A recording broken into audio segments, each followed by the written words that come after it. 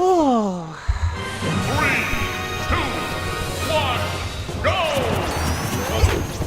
It's still 10, apparently. Okay.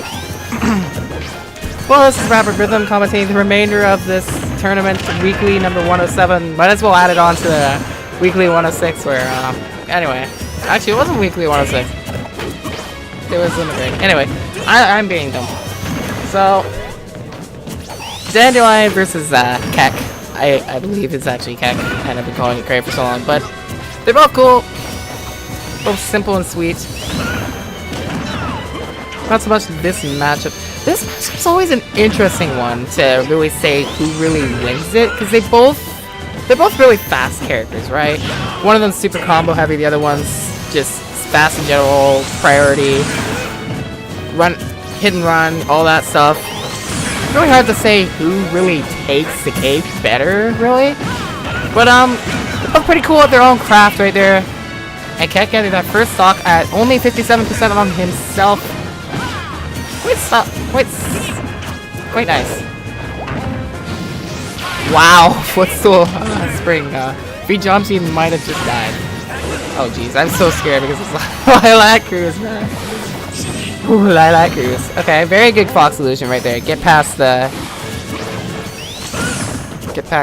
punch from Sonic. Why is the shield right there? Is it gonna be a fault? Not really. Off stage. I like that choice of a high side B right there to avoid the back air. Dan trying to cover a lower recovery there. Staying patient on the ground too. Very good to capitalize as much as he can off the landings before he would lose this stock. Kek's doing quite a good job surviving here. A little mix up there at Lilac Cruise. I'm blaming you. You're a terrible stage. Why did he not grab the ledge? That was so clearly angry. Okay, anyway. Oh no. This stage is awful. Anyway. Alright, Dan doing a good job taking advantage of these little openings that he's getting. Keeping it even. As Kek battles back here and there. Okay, an up tilt.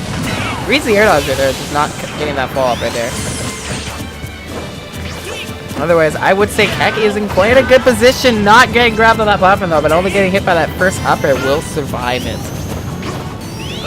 Okay, it was actually kind of scary, not gonna lie. Okay, forward air to send him off. Very good catch on Dan's part. Not gonna keep Kek away, keep Kek at bay for long, however. Kek trying to look for his opening, and he does find it. Catching Dan out of shield right there. With his down air, he will take game 1. Now, for context sake, Kek actually got 3rd last week. No, that was Chris. Oh my god. Oh, he got 5th, I think. Okay.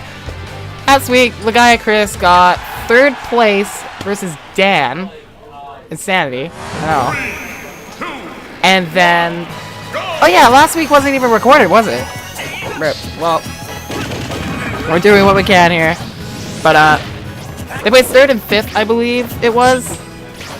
And Kek already meeting top 5 here. Now up 1 game on DanDeeLion. Alright, we'll wait after that dash attack. Going for the falling fair, why not? Yo, if you can get that, it's so rewarding. It's ridiculous how rewarding that is. Just get a falling forward air. Some characters you don't necessarily need to footstool either, because they just don't have that good of recovery, and this stun just eats them alive. And from talking to Kek, apparently, depending on weight, it determines how many hits of forward air you need to get to drag them down. Very interesting to think about that a little bit here and there. But that's not so much applying to the game plan that is here right now. As Dan finding a way to break the ice there. But Kek keeps that pressure going with the jabs after the aerial on the shield. Okay. So Dan might be looking to position himself just a little bit to punish these aerials and stay out of range of that. make it harder for Keck to punish him from landing in general. That didn't sound like it made much sense. Oh well. Okay. Very close here. The turnaround F tilt, so good. Okay, up throw, follow up, no. Okay. Okay, picking the correct option there. Side B back to the ledge to safety. Dan holding this control down quite well. Again, the forward air catching the jump, and it's so good too with that horizontal knockback around that part of stage to send him off stage, just swiftly. To potentially get an edge guard opportunity. Keck looks like he's fishing a little bit now to get this kill. Might be losing just a little bit of patience with how long it's taking here. Dan's doing a good job, very good job keeping the pace slow here. It's working really well. That's not going to work as well, however. Throwing out that punch. Keck does find the opportunity to get above that one right there. Another down air to up smash confirm. That's 3 now. Okay, expert. Landing with the down air on shield. Okay, Dan. Not able to fully punish that. But able to chase the landing. Since Fox... This is interesting to think about, really. Fox falls pretty fast, but Sonic's really fast on the ground. So, when you put it that way, Sonic seemingly would actually not have a hard time catching Fox's landing now, would he? Just because he's so fast at getting to where Fox is. Well, it depends, really. But, either way, a little theory crafting there, here and there. It's back 2 even now. That's being just a little bit ahead in terms of percent. I'm noticing in this set. He's been building the advantage to force Dan to rebuttal to it, really. And I think this also works for his playstyle a little bit, too, when he has the lead. Okay, good chase right there on the spring. And it gives him a good opportunity. Lots of damage off a double up air. It's all stuff. Is the mic muted? Yes, it is. No. I'll unmute it after.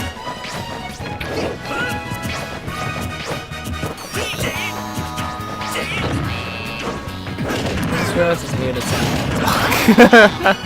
It'll be awkward if I start talking now. So it's recording, so that's cool.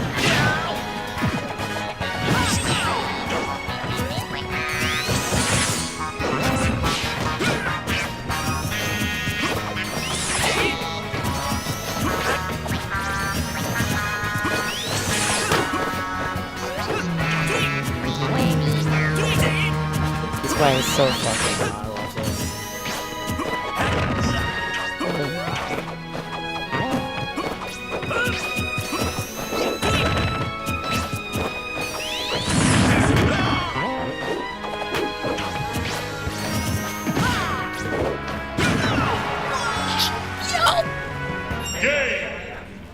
Oh my god, let's go. Yeah, where is it? Yeah, no problem. 2-0 for Josh. Yeah, I gotta unmute the mic after this set because apparently it was muted. On the Elgato thing. I've never seen it like that before. Oh well. It's okay, I can do it after. I know that it's gonna be. I'm gonna unmute it after. It's on. Wait, it is? Oh, awkward moment! Okay, yeah, I just went quiet and all that conversation, I'm like, anyway, apparently, no. Sorry, I won't be that loud. Okay. It's okay to make little mistakes like that. I haven't commented in a while. Either way. Oh. I think it's a little inspiring to see Keck up with this lead here. This is nice. 2-0 now. Over Dan, too. Not the Mewtwo, no, that's Dante, not Dante. The winner of this will be facing the winner of Dante and Poke. So that could be the thing. We could have Dan versus Dante in loser sevens, but right now it is shaping up to be in our Star Commander's control here. Star Fox with the 2-0 lead. And Dan definitely has to bounce back big time. That upper is really good for dealing with Spring too. Whether chasing him up there or just hitting him during the animation too. Okay. Keck recognizing that forward smash spacing there. Not gonna be able to, but forced to a re-grab there. Will be punished quite handily for it. Back air on shield, not going to lose a stock for it. But quick lows, Fox's weight, and lost him the stock right there. Down air up smash, yo! This man has the truth right now. Every up smash, every kill is an up smash. Let's go. Okay. Yeah, every time Dan tries to do that, Keck wisely jumping out of it. I wonder if there's a way that Dan could cover that at all. Perhaps maybe put more pressure in the air. Ew. Okay. Alright. Dan evening this up quite quickly this time. It seems that another thing to note is Keck is I feel like Keck is a little bit more comfortable than Dan was I feel like Dan was taking away a little bit of control from Keck in that game too, when he was trying to take the first stock and all that. But now it just feels like he's a little bit more comfortable again with stocks. He's just playing his own game plan. He's not fishing as hard, and he's finding the hits. So he's getting the job done, that's for sure. Okay. Yepper forcing a frame trap into the up tilt. Not much else off of it, but trying to keep the pressure going and does successfully land more blows here. There into shield, right? Spacing. Timing. Quite right. Illusion into the back air. Opportunity for Keck here. For sure. Spin dash, just get from the ledge very quickly there. Was a risky option though. If Keck did land a backer on that, that would have been the game right there. Otherwise, Dan using his speed to his advantage there. Recognizing that Keck isn't as familiar with that option quite yet. Just barely missing that 2-frame right there. That might have taken it for Dan. Oh, it certainly would have. That was a long charge on that punch. Just saying. Okay. Down air into the shield. That's something that's been quite consistent. A little bit. It's just a little bit. Putting unsafe aggressive pressure on shield at the ledge right there. This time Dan converts a stock out of it with a nice jump back air read right there. That was clean. Alright, Dan getting his name in this set a little bit. Now 2-1 now. Keck still needs only one more game. Dan needs a reverse 3-0 here if he wants this to happen. Keck's going to take us to Final Destination for Game 4 here, otherwise. And let's see what he has in store for Dan here. Okay. Force option. And Dan recognizing the trip right there. I feel like he could have gone a little bit more off, but just going for the... I feel like jab is always a conditioning option for Dan, specifically when he uses it. Like, that's why he doesn't always go for the strongest punish all the time. He'll go for jab to just figure out later on. Well, I don't know. It's a punish either way. It's damage, it's damage. I'm kind of trying to figure this out on my own, because it always is mysterious to me why Dan uses jab the way he does, but perhaps he's trying to just utilize every tool that Sonic has, maybe. Perhaps. Not quite sure. Okay. Seeing a little bit of baity movement on Dan's part here. That's making Keck miss a few of his blows here. Otherwise, getting the strong blow that matters a little bit.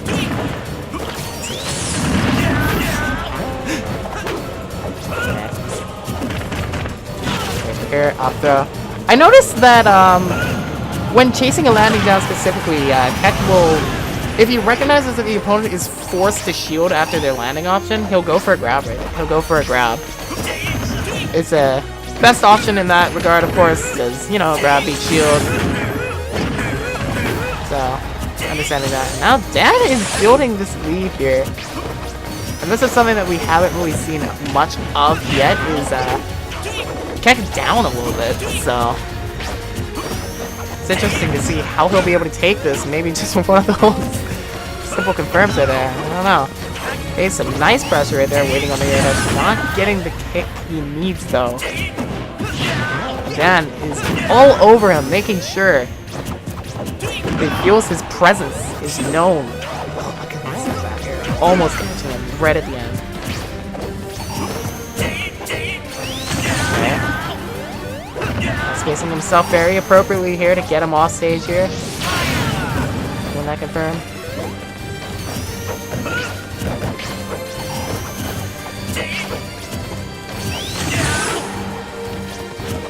Dan has a huge lead here. He's gonna lose that stock right there.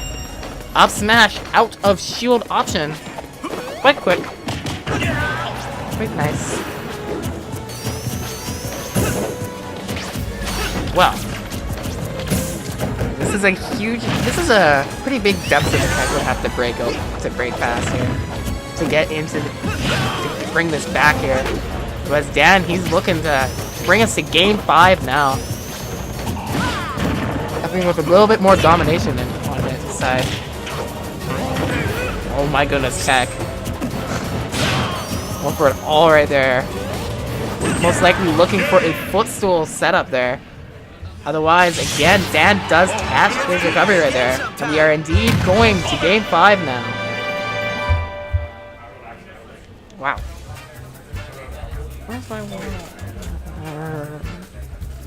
Oh, you got 5. With him?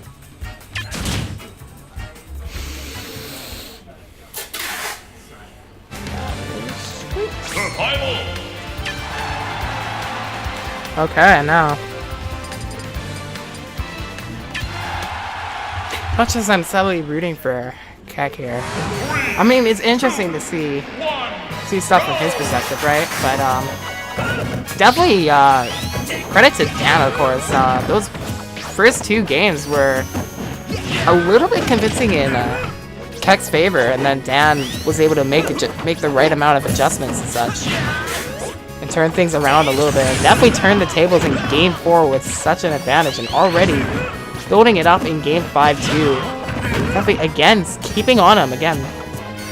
Just recognizing how fast Fox is gonna get to the ground, being right there ready for him.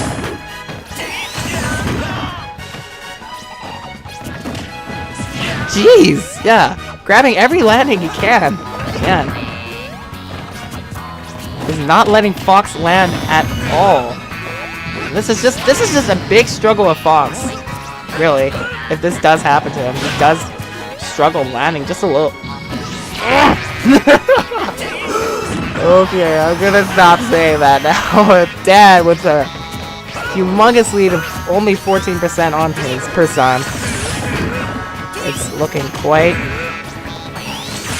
good for him to be rolling on here.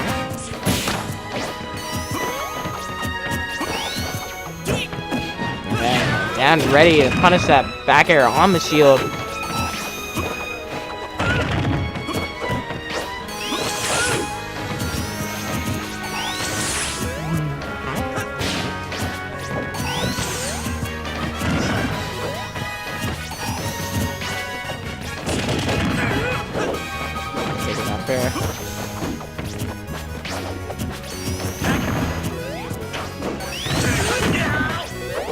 Okay, Dan getting around him a little bit there. But jeez, just looking at the time and like thinking about the match and all that, it's hard to really believe that X already down a stock, but just incredible pressure on Dan's part. Took that first stock and ooh, I hope that does not. I do hope that does not tilt momentum a little bit here, but we'll see. Really, Keck does get an opportunity to build some damage here, 27%. So there's a little bit more to work. Landing behind Dan there, pretty smart. Yo, okay, 45%. Dan has not touched him since. Keck is bringing this back off of that SD. Keeping the jab pressure on him right there.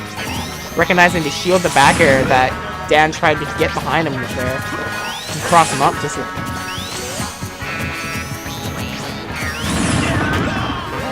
otherwise, Dan doing his best to stay dominant here. and bringing Keck closer to the final act. Oh, missing that spot dodge right there. That isn't something that I've seen Keck reading for much, so I think Dan, recognizing that he could get away with that one right there, was able to do such. Yo. Jump saving Keck right there. Dan's good spacing, pushing him off stage. Capitalize off of his recovery. And that is that. That was definitely a good example of a big turnaround set, really. Where it shows one player with that startup momentum and such, and then Dan, the other player, switching things around on him bit by bit, picking apart the weaknesses of his opponent and character, and just putting it all together in that last game. Definitely definitely a closer game after that SD, however. So, Keck doing the best he can right there to hold on to everything. Dan will go through to face Dante here.